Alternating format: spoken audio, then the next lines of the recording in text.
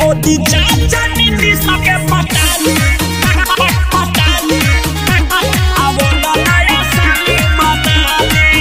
मोदी चाचा नीतीश के पटाली आवो नया साल मनाली हो, आवो नया साल मनाली। कुछ दिन कोई दी बहाली आवो नया साल मनाली, आवो नया साल मनाली, आवो नया साल मनाली। ए चाचा खुशी न तन को बुझाता, ओल्ड साल बीतल जाता, एक बूंदा चीखे खातिर सबके बाया छछनाता।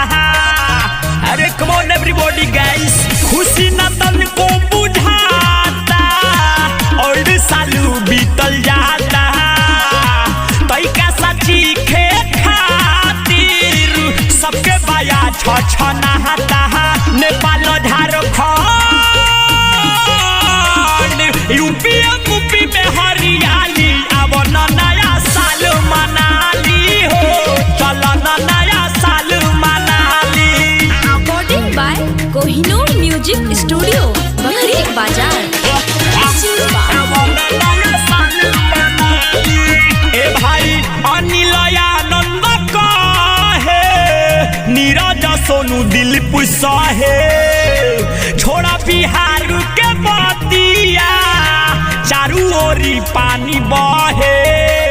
अरे समझट रहे बाबू, अनिल आनंद कहे, रोहित शिवम सोनू सहे, छोड़ा बिहार के बतिया चारू ओरी पानी बहे। अरे सबे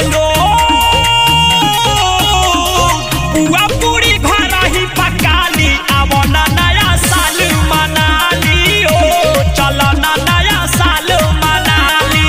कुछ दिन कोई दी बहाली आवो नया साल मनाली, आवो नया साल मनाली।